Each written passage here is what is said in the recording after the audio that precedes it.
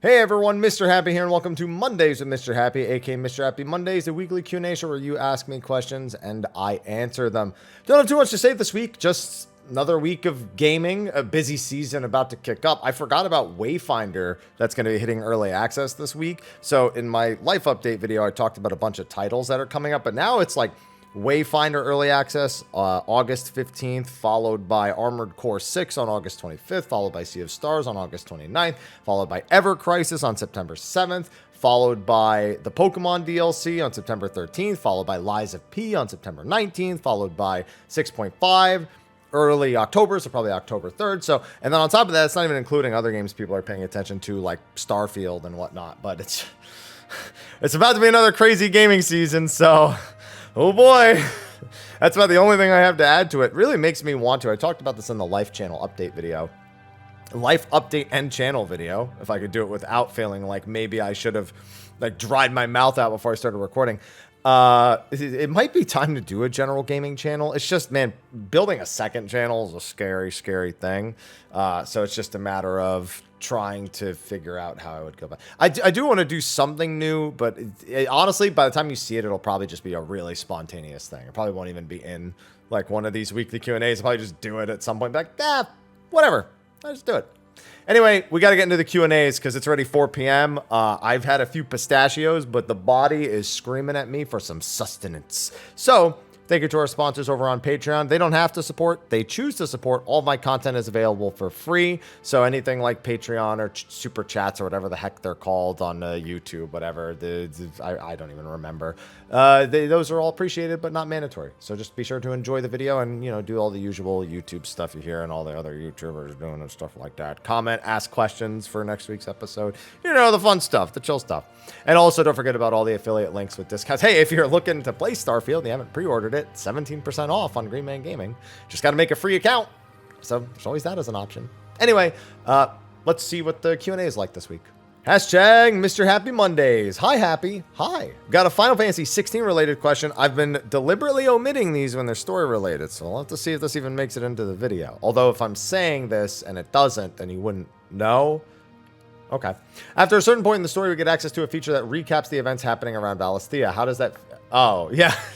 Yeah, so you're asking about, the State of the Realm feature in Final Fantasy 16. Yeah, I've been asked this a million times. I mean, it's whatever. State of the Realm didn't exactly sound original when I made it in the first place. I think it was based on... So, I don't know how many of you follow Path of Exile, but Ziggy D, I think he had a State of the Exile podcast, and I was like, I like the way that sounds, so I did State of the Realm. And I've worked with Ziggy D on a few videos before. We did like a little crossover when he was trying out Final Fantasy 14 a long time ago. But that was kind of the idea behind the name in the first place. So I don't know. I never felt like the name was original in the first place, but at least I get to have this joke hanging over me now for the rest of existence. No, it's fine. It's fine. No, I don't have any feelings about it outside of the exaggerated streamer feelings that it's like, I gotta be entertaining about this because of what it is. So yay. Hashtag Mrhappy Mondays. Howdy haps. Hi. I played some I didn't even look at the camera. I went to look at my recording to make sure it was actually on instead of looking at the camera. I played some DDR at an arcade this weekend with the kiddos. It really brought back some memories. Wondering what DDR pad you got and what you're playing it on. I have the L-Tech metal pad. It's a little bit weird to get used to. I had to and you can see it's already falling apart, the biker tape that's on the bar, because I can't keep a grip on it. I bought like grip gloves, and even with the grip gloves and the tape, sometimes it still is a bit messed up, so I gotta find another solution. It's also you gotta do what's called penny modding it. I haven't done that yet, which improves the sensitivity so you can play a little bit closer to the brackets, but that's only if you're playing like really hardcore stuff. So sometimes I like miss the up arrow randomly because I don't step far enough into the up button to avoid the dead zone completely. So when I'm going really fast, I tend to have some misses on that. Most people would recommend a Stepmania X cabinet, but it's A, incredibly expensive, B, incredibly hard to find in stock, and C, much larger than just getting a pad or two. So there's some things that go into that, but that's the other recommendation that most people have. If Cobalt Flux was still making theirs, I'd recommend theirs. Theirs were great. I had that when I was younger. And I play it on Step Mania. However, if you're willing to go through a few hoops, what you can do is actually subscribe to a service in Japan that Konami offers where they regularly update songs. It's like a subscription service for DDR songs at home. And they actually just added a bunch of Undertale stuff to that, weirdly enough. So, yeah, those are just a few options that you have. Hashtag Mr. Happy Mondays. Hi, Happy. Hi. Hope your week has been good. Same to you. My question is cosmetic-based. Now that Dawn Trail will likely give us the Femhroth, oh, it will, and complete the races, do you think the devs will add more player customization options? I don't think you see anything player customization related until what I think is an inevitable engine upgrade. Who knows? There's rumors that the 16 engine is a modified version of the 14 engine using like a combination of 14's engine and the Epic engine. And that might be the groundwork for an engine update for 14 way in the future. It was especially weird because Yoshi P refused to say exactly what the engine was, and he said they would talk about it at a later date and like kind of shrugged the question off, which was ultra sus, but that's like ultra tinfoil hat as well at the moment. So I don't think until the inevitable engine update sometime in the next 10 years, because let's be honest, they're going to have to do it. I don't think you would see it until then. I think they've said it's very hard to add stuff specifically to the character creation, but also anything that's just like cosmetic that adds on has to kind of like, I think they said it had to be like filtered through the character customization, like it has to be added there so it can be added everywhere else, and then that in itself is a problem. But that's why we've got like, I don't know, they could also probably build a system on top of it. It's probably just so messy that it's just going to take until that engine update that it happens. Hashtag Mr. Happy Mondays. Hello. Hi. 2 quick questions. Must be. There's like no text here. What makes you enjoy 14? Well, one is the Final Fantasy part of it. I grew up with Final Fantasy, and there's a lot of familiar elements. I love seeing their original takes on a lot of the classic Final Fantasy stuff in there, and the occasional reference, although I don't like ones that are too ham-fisted. A lot of the Omega series, the bosses there, for me, that's kind of on the lamer side of things, whereas something like, the Crystal Tower is done with a bit more tact and Return to Evil stuff as well. So Final Fantasy stuff as a whole is very nostalgic to me, and I enjoy that kind of, not shared universe, but that shared sort of theme across all of their games. Not to mention, I enjoy the combat. I enjoy the number of systems. There's a lot of things for me to do casually. I get to do the raids, which I enjoy most of the time outside of Abysso 6 and 7. This is always a problem. But yeah, then on top of that, just the community around it has been fantastic. And what goes into picking a job to play tier to tier? It's me going to groups and being like, hey, I can play Fizz Range, Black Mage, Monk, realistically also Ninja, or you could let me heal, which I'm confident I could do in Prague. I just don't want to tank. And them all saying, so you're playing Fizz Range. And I go, okay, I'm going to play Fizz Range for the nth time at this point. It doesn't matter to me which I play, because I would prog on any of those, even Summoner as well, Black Mage or Summoner, just not Red Mage, because I can't stand playing Red Mage. But I always just end up filling Fizz Range because no one wants to play Fizz Range. So yay me. Hashtag Mr. Happy Mondays. Hi there, Happy. Hi. Hope all is well. Doing good. This is piggybacking off the question in this video about 2-minute bursts having mechanics that actively make it hard to burst. This sticks out to me in P12S. Super Chain 1 is hell on Red Mage, since I can't do any melee phase if we get clock spots. So that also is going to depend on your comp. A well-oiled group will give a Red Mage, understanding that they're in their 2-minute burst there, they will give them a spot that works better for them, specifically for Super Chain 1. So this actually comes down to less about, well, I guess I should actually read what the question is, I suppose. I was wondering if you have a mechanic that stands out to you that lines up with raid buffs that allows for everyone's burst to happen without being just a freebie. P11S to me has been good about this. Yeah, but P11S is just kind of easy in general, I suppose, if that makes sense. That it's a freebie, but it's not a freebie, but it's also not that difficult to do. I think there's a few across a number of different spots. I'm just trying to think of where they are. P9s are all pretty free. P10, I don't think. No, because you like literally finish a mechanic and then go into 2s. Yeah, it's like almost every mechanic you like finish up the mechanic and then go into 2s in P10. P12. I mean, honestly, first shapes in P12 phase 2 is not that bad. Like at first you're like, oh man, I need to focus while I'm progging. But then after you've progged a bit, I mean, you realistically just do the shape and then you bait the AoE and it's kind of just over. You know, like there's not really a whole lot going on. Caloric 2 is also not that bad. If it was during Caloric 1, it'd be a disaster. If anything, the worst one there is Pangenesis. So yeah, actually I think P12 phase 2 has a couple, but I mean, there's not one in particular that really stands out. There's just several different ones. So unfortunately, I can't really give you as definitive of an answer, but those are just a few others to name some. Hashtag Mr. Happy Mondays. Hi, Haps. Hi. What's an old, outdated system you want to see updates to? Glam. I don't even care about Glam that much, but it frustrates me how it is. I really don't know how else to put it. It's Glam. It's got to be Glam. It's totally Glam. It's please, Glam. Hi, Mr. Happy. No hashtag, but I saw the hello, and this is why you say hello, because sometimes I'll just notice it. Thanks for answering my Chrono Trigger remake question from many months ago, even though your answer makes me sad. I mean, it could happen. It's just, you know, I don't really know what to expect. Question today. Where did you get your DDR equipment from? So it's funny because the LTech, there's two different places to get it from. One is, I think, ddrpad.com, and they're the US-based equivalent to get this specific pad. And every time I checked, they were out, and they have like a 2-month waiting list. So I was like, yeah, I'm not going to do that. So I got mine from, it was like Matty, M-A-T-Y, like dash. I can't even say the, and honestly, the website I got the LTech from, the website address looks like a virus. Outside, like before it, like it's like / LTech dash DDR dash pad. Like the product part looks like, but the actual like front end of the link, it honestly looks like a virus. So that's it. Yeah, but Matty dash whatever. You just Google LTech DDR pad or LTech metal pad, you'll find it. It's just that's the kind of link you're going to be looking for. Yeah, and Step Mania is how most people do the songs, or that service that I mentioned earlier. Yeah, replicating Fourth Makes a Home is very easy. Very, very easy.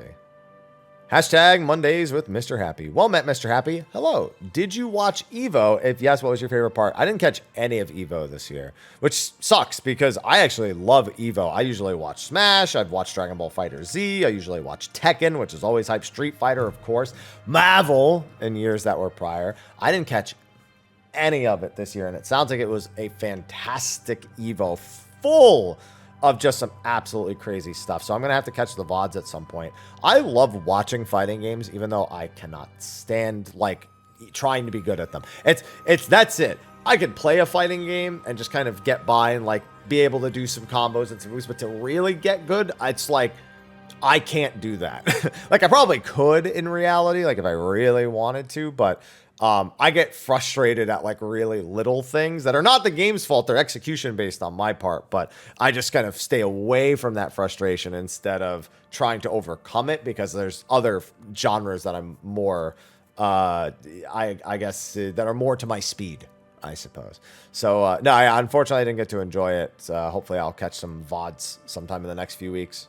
Hashtag Mr. Happy Mondays. Hey, Haps. Hi. Thank you for answering my question regarding the female voice at the end of the Dawn Trail trailer. Like, you're careful about how you represent. Well, that's because I used to just say things and people refused to accept that, you know, I could think something or believe that something is, or just like I could present an idea and it then be taken as fact. Well, Mr. Happy said, ugh, I had that happen too many times. I have a question for you. With 2 new jobs coming with Dawn Trail, I like how you're saying Down Trail. Do you think they finally make adjustments to the weekly Tomestone cap? No, and quite frankly, I don't want them to raise the cap. I'd rather items just cost less. I don't want to have to farm more tomes every week. I don't want it to be like 600, 700, 800, 900. It's just, I don't want, that's like, don't get me wrong, I wouldn't struggle because I do a ton of hunts, so it'd actually be really easy. But I don't want to get that many tomes. Honestly, if anything, tome caps per roll, DPS tank healer is another solution, but even then that's capping 3 times, so that's kind of nutty in and of itself. There's a few solutions, but I will not believe they're doing a Tomestone upgrade or update in any capacity until it is being done, because there's plenty of reason it could have happened already. And if it hasn't happened by now, it's like, okay, seriously, when even is the right time? Like, when do they think the right time is? because you very well could have done something up to this point, and it would have been completely logical. Hashtag Mr. Happy Mondays. Hello and good day. Hope it's a good one. It is indeed. Quick question today. With the new job expected to be Corsair, will you be doing a collaboration with Drac to talk about it? He made at least 2 videos theory crafting. I think it'd be an interesting listen. I mean, I wouldn't have anything to add because... Okay, so when it comes to theory crafting ideas and videos, I've obviously done some. I know Drac has done some. But one thing I really don't want to do is enforce or allow people to think something is going to be a certain way just because we think it's the job that it's actually going to be when we don't even know if it is the job yet. Like, this is the kind of thing that I would potentially discuss after we know for sure that it's Corsair. Now, that being said, it is fun to speculate. It is fun to just kind of come up with things that feel cohesive and work. But then I think about other jobs that were in 11 and how when they came to 14, how they were different, like Dark Knight, Samurai, Red Mage. And I realized the, not fruitlessness of it, but to take it more seriously than just kind of a weird for fun topic for me is not worth a full separate video. At least it just doesn't vibe to me. It's just something everyone should have their own individual thoughts and like you maybe express them in a public place. But the idea of 2 people essentially making things up and then kind of presenting that to everyone. I don't know. I've just seen that kind of stuff go kind of sideways where people start to hold expectation and then I don't know. I've seen so many sides to this that it's just like, to me, that doesn't sound like an attractive idea. As opposed to I might make a Corsair video letting people know how it was in 11 and how that might inform certain things we might see in 14 versus theory crafting the whole thing like I did with Puppet Master, which, you know, was fun, but I'll never get it, so it doesn't matter. Hashtag Mondays with Mr. Happy. Howdy, Haps. Hope you're doing well, and Ivy and Aloha are doing dandy, too. This one's doing fine. Ivy's here trying to nap, and Aloha's on the couch behind me, and I get to have peace, so that's all that matters. A few weeks ago, I asked you what the most boring job for you to play was, and you said it was Red Mage, but I think you missed the second part of my question, was what would you change to make it not boring? I think I actually answered that and edited it out by accident because I like made it 2 separate questions. So my answer to that is don't change it because I think it's boring. Because I'm clearly not the target audience in the first place. There's no reason for me to take a job other people are enjoying and recommend them stuff to make me enjoy it. Odds are I still won't be playing it compared to other jobs in the game that match the aesthetic that I'm looking for more, match the gameplay I'm looking for more. You definitely want to listen to the people who are already kind of like in a spot where they enjoy the job and wish they could enjoy certain aspects of it more. Versus someone like me who just doesn't like it. I'm just means it doesn't appeal to me. You don't have to make it appeal to me. At least that's how I feel.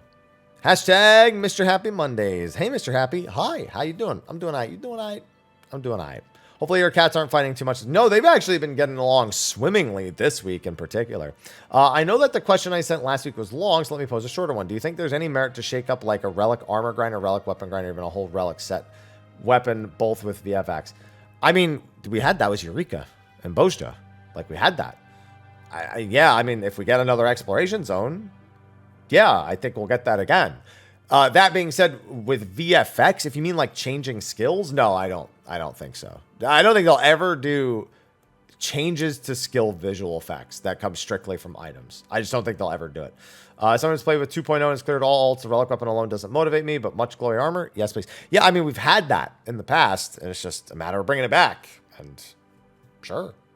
Hashtag Mr. Happy Mondays. Hi, Haps. Hi, how's it going? Good. Like I said, cats are chilling while I record this. Then I'm going to go cook something up while this renders. Hope all's well. Same with you. What's your take in regards to Viera, Hrothgar, headgear situation? I'll never play either seriously, so I really don't care. For their sake, I know they don't like it. I mean, why would they like it realistically? So I want them to have what they want, which is functioning headgear. But it does. Like this is kind of in the same vein of the Red Mage thing. I will never play these races. I can only be like, well, they don't like it, and it totally makes sense to want all the headgear to work, so make it work. But it's like not even my own feelings and thoughts. It's just like sympathy, I suppose. Do you think they'll or hope they'll do this?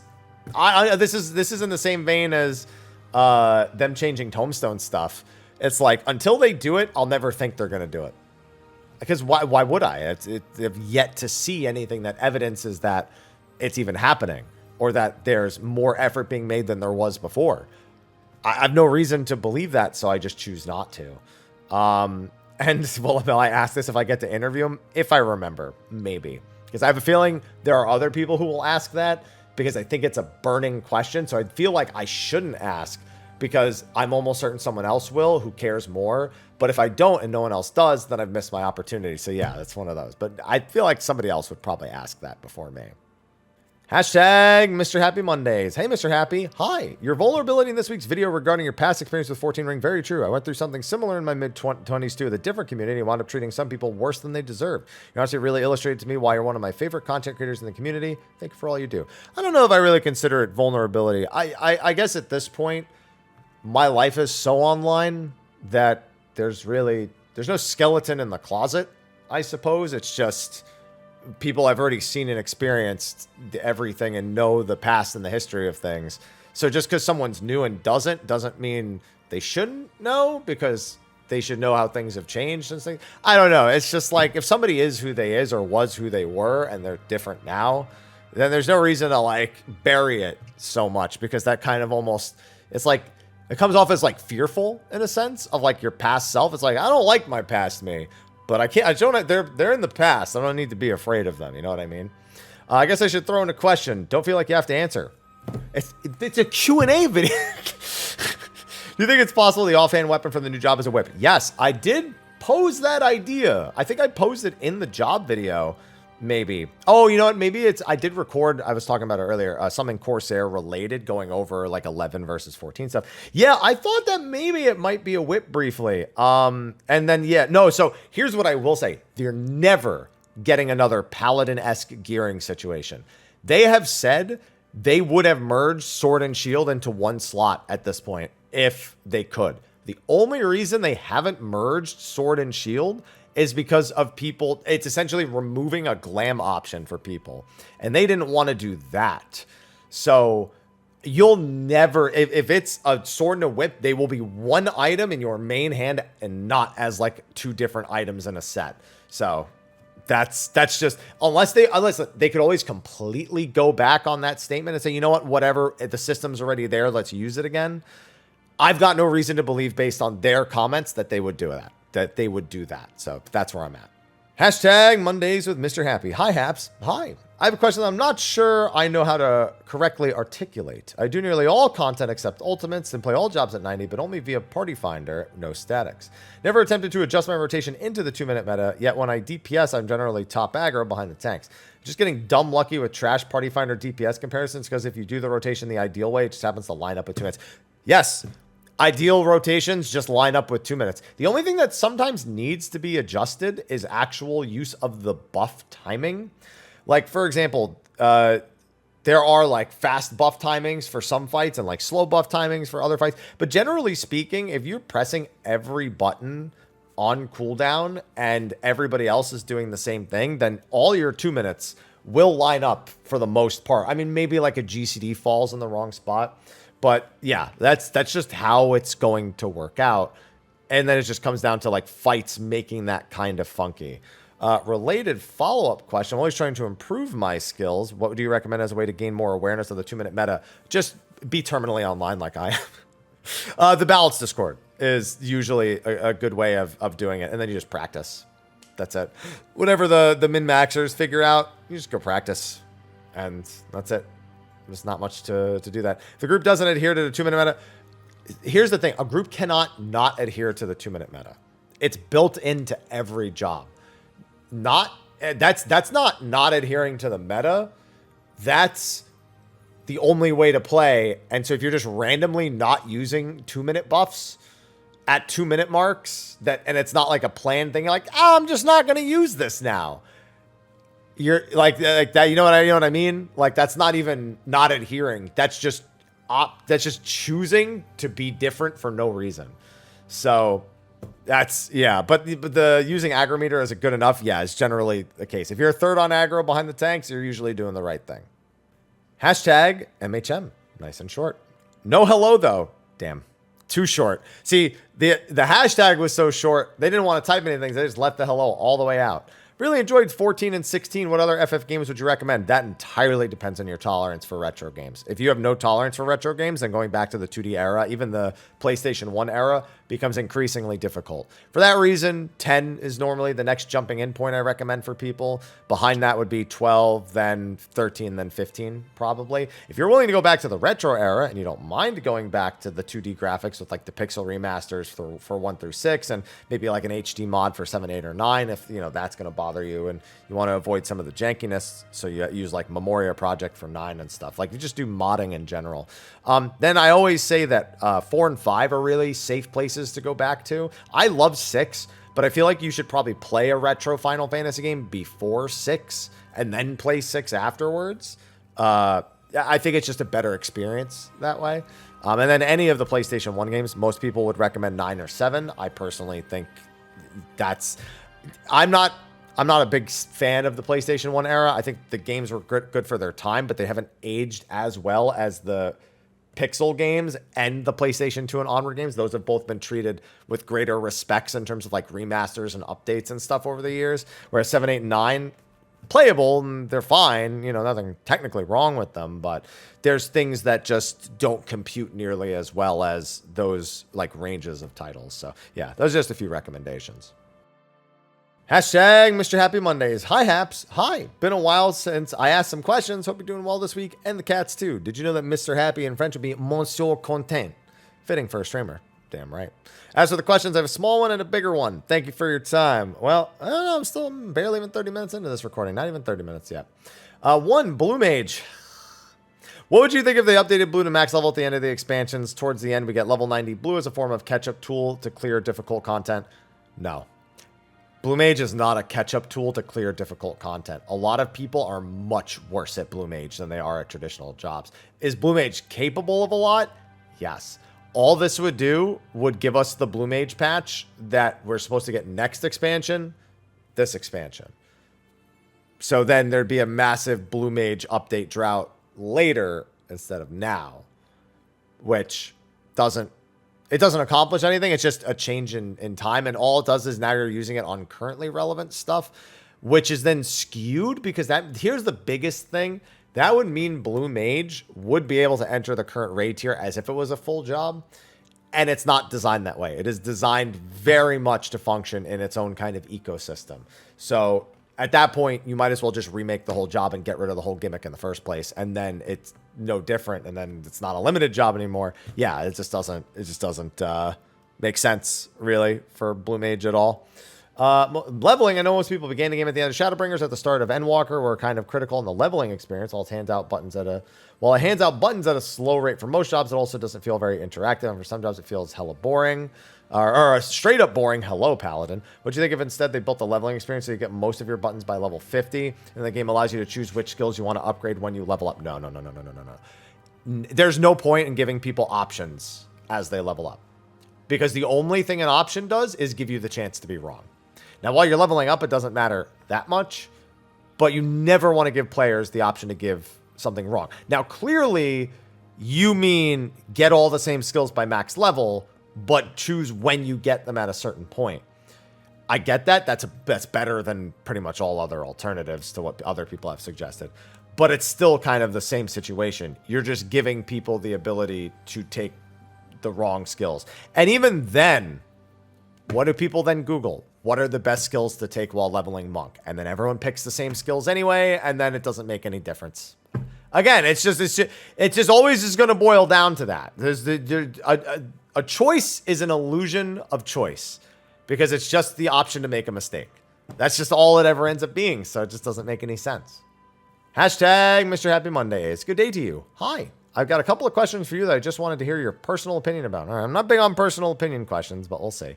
First, I'm a Monk main. 7.0 scares me monk-wise because there's always the possibility they will remove positionals completely. Oh, yeah. There's almost no chance positionals survive 7.0. But at this point, I don't really care on Monk. I barely even think about them anyway now that it's just, the Snap Punch and Demolish positionals because it's such a small percentage of your damage that it's like, yeah, I'll just pop True North if I can't hit them, and if there's nothing going on, I'll do them. But like, they're so unimportant to the job now that I honestly just don't expect them to survive. I don't expect any positionals to survive into 7.0. I just don't. Is there any specific aspect of your favorite job you don't want removed or changed? That would have been it. And if you had asked me this same question before 6.0, my answer would have been positionals on Monk. But now that they're already gone for the most part, and there's barely any, now it's not even a thought in my mind. So it just doesn't matter. Second, Yoshi P hinted at something new combat-wise for 7.0 in the interviews and on stage.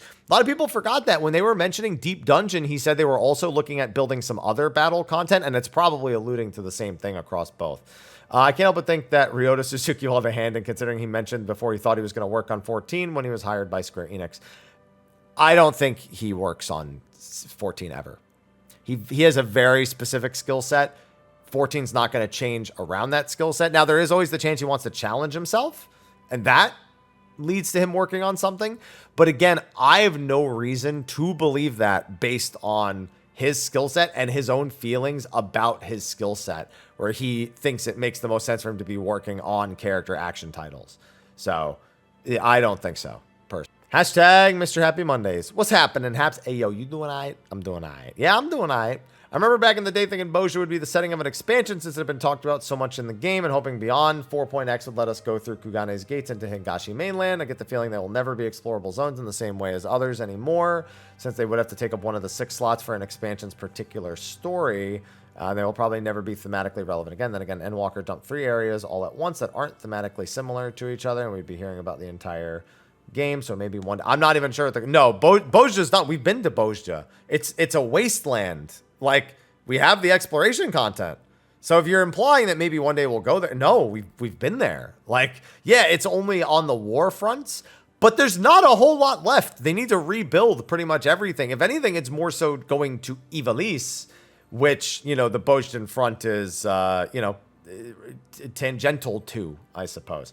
But yeah, I'm happy Bozja ended up being some of the best content in the game, essentially being Ivalice Encore. My question is, where is Bozja supposed to be on the world map? I think there's a cutscene in-game that shows you where it is.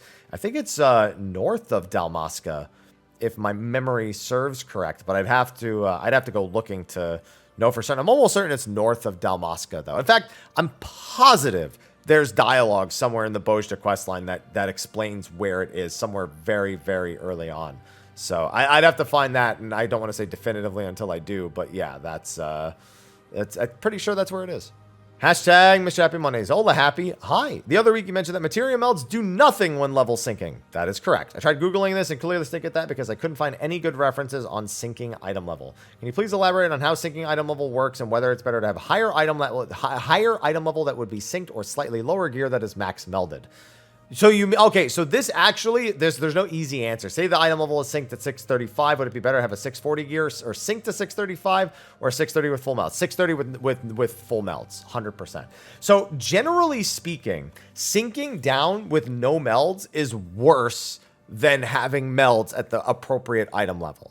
The main reason being is that especially when the item level is so close, you're essentially just losing materia slots at the end of the day. Like that's all that ends up being accomplished. That being said, that changes if you have access to a finished relic that obviously just has the stat allocation with no materia slots.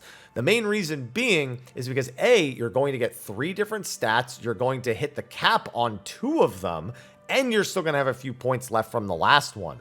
So that's why relic weapons, when you're sinking down to, even if you were sinking down to like a regular raid, but sinking down to ultimates, generally they end up being the best. The Shadowbringer's relic, I'm fairly certain, is the BIS for Uwu Ukab NT.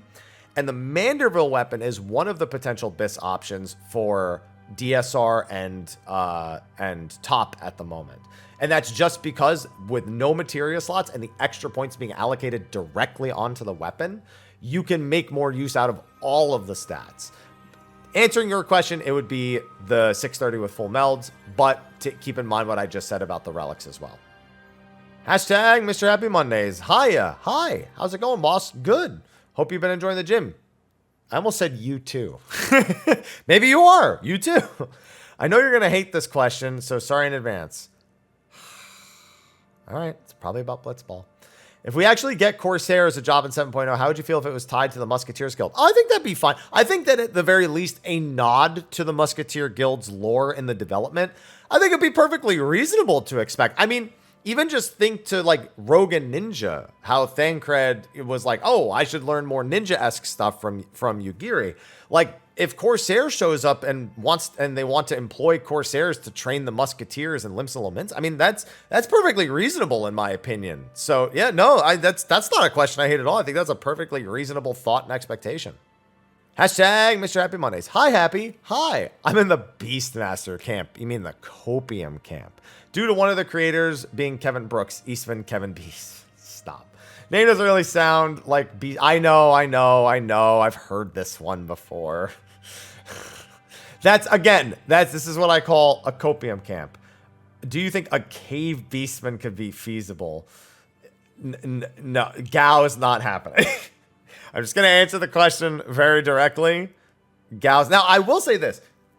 I did expect that if Beastmaster ever entered 14, it would be 14's best opportunity to do something Druid-esque, where instead of you having pets, because they clearly don't like that you instead became animals for different attacks, which is kind of what you're suggesting anyway. So like, I mean, you don't have to call it Cave Beastmaster. I get why you're making the distinction. But I have said that if they were to just want to avoid the pet version of Beastmaster, this would be the best chance to do that. So we're kind of on the same page with this, but I would not expect a Gao job. It wouldn't be in my expectation wheelhouse. It's just, and if it was, I don't think they'd call it anything like this. I don't even think they'd call it Beastmaster. I feel like they'd call it something else because of the confusion like the community might have with it. But then again, with Sage, who knows? Yeah, this is all over. But no, I'll never hold this expectation, and especially not with what we've seen so far. Especially like this would have to be like down the line, if anything. Hashtag Mr. Happy Monday. Hey there, Haps. Hi. I just wanted to get clarification on the Yoshi P shirt speculation. Does the shirt for NA FanFest refer to the reveal for EU and then EU for JP? Yes. Now that's assuming they don't do anything different. I'll give you a great example. At the announcement for Endwalker, they showed a job, and then Yoshi P wore a shirt that had Bugs Bunny on it. Actually, no. I'm sorry. This was the Shadowbringers one. The Endwalker one, we got a Sage reveal, and then he wore the Reaper shirt, and that's the only thing we got because we only had the announcement event and FanFest, online FanFest.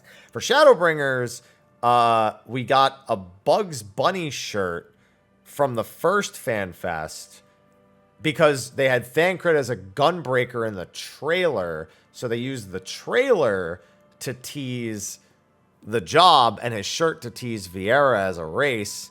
Okay, let me be very clear. I don't think the trailer is teasing the job and we're secretly getting a turtle race. I want to be very clear. That's not what I'm saying. But what I'm saying is that there are sometimes different patterns, but that is the general consensus is NA shirt is for EU job reveal, EU shirt is for JP job reveal. They don't have to do that every time, but that's the only thing to expect. Hashtag Mr. Happy Mondays. Hashtag Monday. I've never seen anyone just excited about the Monday part, but you do you. Hi, Happy, with an extra hello. Good. You got a spare for the other person who missed it. I don't know if you'd accept fitness motivational questions. I don't want to present as a fitness expert in any capacity. Like, obviously, I had some education in it 11 years ago, but a lot of that's changed since then, so I can only give you my experience. Anyway, I work very long hours, 4 to 5 days a week with 2 to 3 days off. Any tips on getting the most out of infrequent workouts?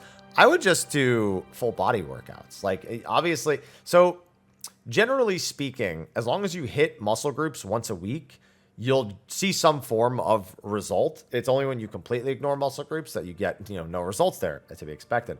You'll very often see people at the gym kind of just like go through 1 or 2 different workouts for each muscle group, or they try to hit like compound workouts to hit multiple muscle groups. And that's usually because they don't have a lot of time. They can't go to the gym 4 or 5 days a week for an hour, hour and a half. And, that's completely reasonable. But as long as you do anything for your body will respond in kind. Doing nothing will result in nothing. So that's all it is yeah, I would just recommend doing compound workouts where you hit multiple muscle groups in a singular motion, or do compound motions where you're doing kind of 2 motions that hit 2 different muscle groups as part of the same workout. I guess a good example would be doing both your mid chest and your flies. Like you can do like in and then out, and you usually do lower weights like this. But then you could also do something that like hits your shoulders and hits your back at the same time, like with your rear delts. So that's like a good 2-for-1 killer right there. So yeah, that's what I would do if I could only work out 2-3 days a week. And I would just start, I would at the very least do like push and pull days. And if you have the third day, a leg day, or do a push and a leg day and a pull and a leg day and like alternate every week. So there's like a bunch of different options there. What motivates you if you don't see results right away?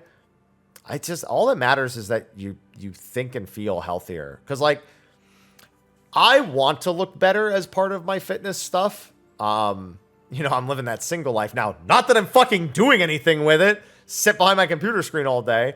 But I want to be able to look in the mirror and look good. That being said, what matters to me more is just being alive, if that makes sense. And I know that by doing nothing, I'm just gradually kind of damning myself over time. Whereas if I do something, I'm not. You know, I breathe easier. I've got more stamina just for even doing basic tasks. Like, honestly, the simple thing of going up the stairs being exhausting to it, you know, you need to go up a lot more stairs for it to be exhausting. Like, you know, going upstairs in my old apartment, it's like, oh man, all these stairs. At least I'm getting a workout in, Copium, you know? And then now it's like, now stairs just exist as part of my life and they're not like a trial to be overcome. Like even little wins like that, you should take them as motivation, in my opinion. Hashtag Mr. Happy Mondays. Hey, yo, Haps. Hi. If you could add one thing in a mainline Final Fantasy, what would it be? E.g., balance the draw junction system in 8, have 12 the way the dev team initially wanted it with Nova. Again, this. You know what number one thing I want is I want the Final Fantasy community to stop making shit up about the Final Fantasy games. The dev team, Matsuno himself, has even said recently that he wanted to add Vaughn. They were going to include him. Matsuno himself has said he wasn't some like imaginary was forced to add it in thing. So that's not a thing. DLC for 9. Can I delete 9? Is that an option as well? Yeah, no, that's probably the number one thing for me is just people make things up about the Final Fantasy games and their like history and like their headcanons and stuff. That is the number one thing I want to change about Final Fantasy, but that's any fandom. Realistically, it would probably be the junction system in 8 because I think it's a brilliant system that's misused and not a flawed system as a whole. I think it's great, the idea of being able to attach magic to stats, to add status effects, to prevent status effects, to reduce physical damage. But when you combine it with the tedium of the draw system, whether you're doing triple triad cards or, you know, actually manually drawing or whatever your speed is for that, that's where the trouble comes in that, oh, if I use the magic, I get weaker and then I need to draw more magic. So it's just a pain. So I feel like there's probably a better solution for that. So that's my actual answer. But yeah, I had to say the thing about the no Vaughn because that's not true at all. Hashtag Mr. Happy Mondays. Hello. Hi. And here's another hello just in case. Thanks. Now I've got a couple spares. Hi, Mr. Wait. You said 3. Here's a few questions. While Painter Pictomancer is the more favored theorized job, you mean you're more favored? Because Corsair is definitely the most theorized one at the moment. Do you see Alphino take it? Kryle's getting the new caster. They've already said multiple times that Kryle is getting a glow up going into the expansion. Almost certainly she's taking it. Alphino's not going to get 2 job changes, 2 expansions in a row. I don't know why they didn't bother showing him for more than a second or 2 as a zoom out in the trailer, but no, yeah, he's not going to get that. 2, do you think they will pull a Fran and tease female Hrothgar in the final alliance raid? No. If anything in the MSQ, but I think we'll just find out about it at FanFest. And 3, while it's still far away next year, yeah, I heard it was not until 2025, the Magic the Gathering thing. Do you see Yoshi P getting a Magic the Gathering crossover? No. They've done like random crossovers with other stuff before that are like not related to this. No, I don't see any reason to expect that. Hashtag Mr. Happy Mondays. Hey, Happy. Hi. Hope you're doing well. Same to you. Not sure if you thought much about what this new battle content for 7.0 could be. No. When they start talking, because I don't want to create in my head a theory of what it is based on nothing, and then it's not that, and I'm like, oh, man. You know? Someone who came from WoW during the big exodus in 2021, one thing I felt 14 lacks is in the outdoor and overworld content. I'm a huge hunt addict, which is, of course, what I was going to say. But outside of that and fate grinding, I really feel as though there isn't a whole lot to do in these zones. It's a shame in my opinion. So a new type of outdoor content you feel would work well? No. The reason they don't do it is because 14 is not a well-functioning game in outdoor content outside of stuff like Fates. Like, Could you make something that's more interactive? That's just like a Fate? Sure, but it's still Fate. I mean, that's basically what Bozja and Eureka did. They were like, oh, look, these are fancier Fates. You spawn them, and they do cool stuff. And that's pretty much it, because that's when 14's at its best. Like, you have maps as well. You have maps, you have gathering, you have the hunt. Like, you do have activities, but no, I don't think any chance they'll add anything that is a serious piece of content to the overworld. I just don't think there's a reason to. Hashtag Mr. Happy Mondays. Hi. With it being mentioned at the keynote that the Scions will be split, if you could choose, who would you have on your team? Ishtola, because obvious. Grahak, because he's my biggest fan. And Estinian, because he's Estinian. I don't really have a good reason.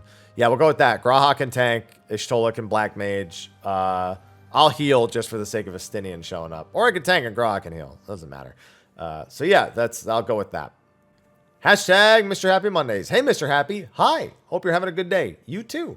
I noticed multiple times throughout your videos that you really don't want Blitzball in 14. Why is that? You genuinely don't want it for some reason, or it's just a meme at this point? To me, it feels like Blitzball is just like Triple Trad. It's too iconic not to be in the game.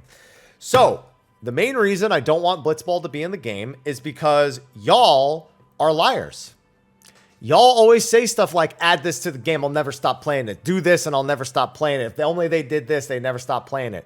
Y'all are liars, and y'all refuse to admit that y'all liars, okay? They're going to add it. It's not going to be exactly what you envisioned it would be, and you're going to abandon it 2 days later. You're going to get those like 19 people that make a Discord group, and they actually play it, and they're going to be the only ones who play it. And you know what? Great. I'm glad they're enjoying it.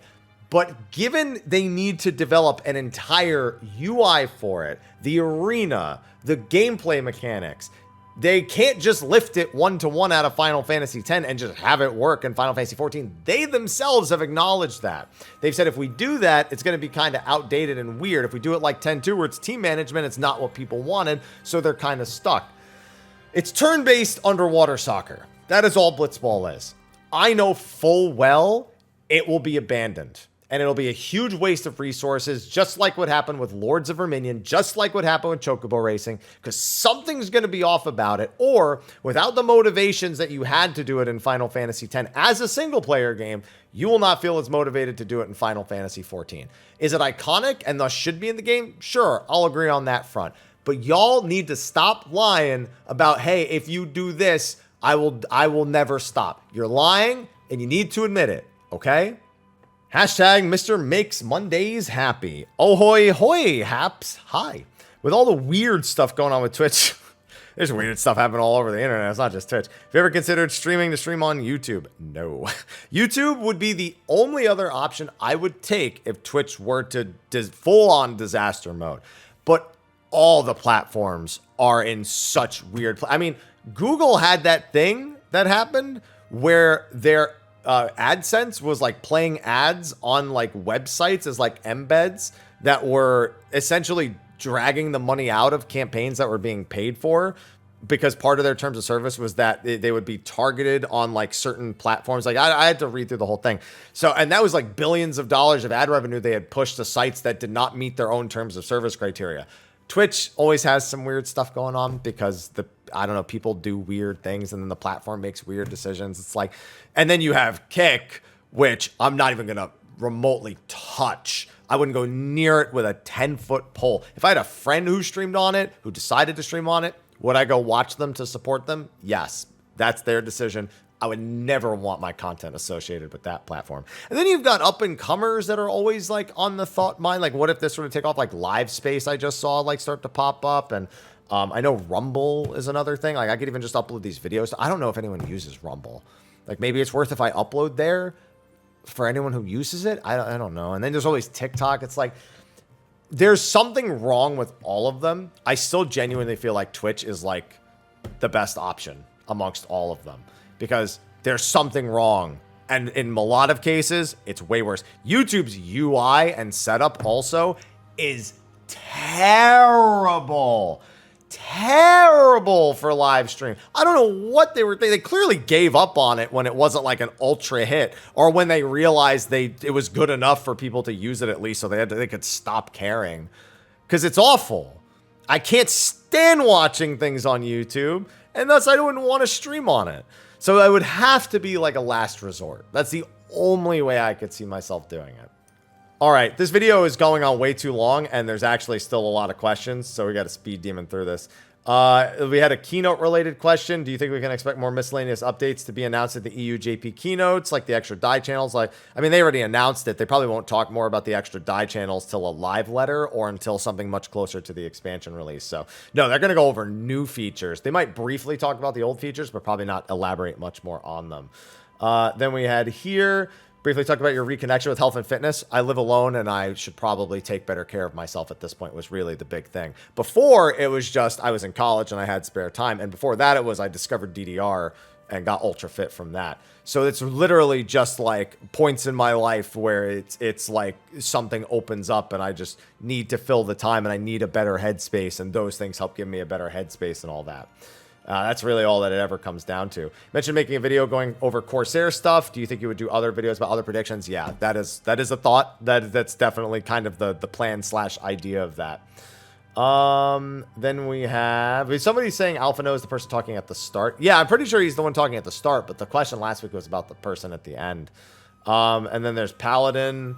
Button bloat question. What is exactly wrong with having a job that has more situational tools? It's just kind of, it's just a lot. Like, when you have buttons you almost never press, they're barely even situational anymore. And I think a big thing that you feel with button bloat is both a problem and not a problem. So, like, in really easy content, you just have all these situational buttons that are way overkill and you don't need to use them. And then in the hardest content, you just have a lot to keep track of. So it either looks like you have a lot, but it's not really because you're not using it, or you do have a lot, and then it actually becomes kind of a menace to keep track of it all. Theoretically, there's nothing wrong with it. It's just, if there were jobs that were going to be pruned, it would be those jobs that have all those extra situational skills because they are the jobs with the most skills. All these extra DPS jobs we're getting, think they'll revamp the role actions to include variant? No, no chance. There's no point in giving people options like that for general content. The only reason they do it for variant is to make up for the fact that you could be doing it with less than 4 people. So that's it. That's the only reason. So they're not going to change that. No. Then we had, are there any plot holes that bothered you? No. So they mentioned that Nanamo showing up in the level 50 Cole quest, even if you're in a certain point in the MSQ. That's not a loophole. Every quest takes place at its own set point in time, unless they give you the option, unless they have branching story like dialogues, depending on if you've done something. That lets you know that now it's not about where it is timeline wise. It's quite literally the events of that thing happen when you do them, not when they came out, I guess is the best way to put that. And then if there is anything sequentially, they make sure you have to do that quest first. So a good example would be like doing Coil before patch 3.3 dialogue with Alice. If you do it before, she gives you an extra option about Coil, and if you don't, then she doesn't. But if you go and do Coil after that, then it still kind of like has like a window of time it takes place, but it's just like, it's hard to describe. But they're not loopholes so much as they're natural ways because the player doesn't have to do every single thing in the game in order. So that's not, a loophole is more like something that happens that doesn't make sense based on what we know and what's explained, and there's no explanation for it. That's a loophole. Let's see. And then there was one, there's one that says it's not a question. There was also one with a ton, like it was actually another button bloat question where they went over all the buttons in total. And honestly, my brain wasn't working when I read it, so I'm sorry I had to skip that one. Just a quick question about the DDR into weightlifting. Doing cardio before strength training can lead to injury. Yeah, if you're not good at it. Yeah, if you're not careful or you don't consume any form of food. The main reason being for that, by the way, and I'm pretty sure you're going to say this, is generally high intensity workouts such as cardio, like DDR would be, are anaerobic. They eat into your glycogen stores, and your glycogen stores are actually used during weightlifting. For those who don't know, so when you're doing your sets, your muscles are, you can't really you can't get oxygen to the muscles fast enough, so they start to burn through glycogen stores, which is carbohydrates stored in your body as energy. And thus, if you're using that energy for cardio and then you go into the strength training, you essentially have already exhausted so much glycogen out of your body that your muscles can't actually handle the load. Now they have no energy stores, and that can lead to injury. I don't know if that's where you're going with it, but yeah. But generally speaking, if you're going to do cardio into weight training, and I mean like an hour of cardio, like DDR into the weight training, then you need to make sure you consume something in between and then wait 30 minutes to make sure your body can actually store that away. Otherwise, you're going to run into trouble. But I mean, swimmers do this. Swimmers do, you know, tons of swimming and then weight training, and then they have to go back and forth constantly. But that's why they're eating 10,000 calories in a freaking day, because they can go through a crazy, crazy amount of stuff. How you found it? I Googled it. That's it. I just Googled metal DDR pad purchase online. Yeah, I don't know if that's what you were going to say, but that's the one thing that comes to mind off the top of my head. Are you going to play Baldur's Gate 3? A friend did rope me into a campaign. I don't know if I'll finish the whole thing, but since it's a 4-player campaign and we get to skip all the companion quests, I'll probably actually finish it, because I just don't want to spend 100+ hours in an RPG right now. I don't want to. Like, if it's like 40 to 50 hours, great. And maybe with all the companion quests gone, it will only be about that much. We'll see. I mean, that depends on my co-playmates and how they play. Okay, and I think that's everything. I think I've covered everything. So that's going to be a wrap for this week's episode of Mondays with Mr. Happy. Went on longer than I expected it to, and now I'm very hungry. Those nuts I mentioned at the start of the video have not held over, so I got to go cook something up while this renders. Anyway, that is going to be a wrap for this video. Be sure to like, favorite, subscribe, and share, and ask questions in the comment section of the video below for next week's Q&A. Until then, thank you for watching, and I bid you adieu. Bye-bye.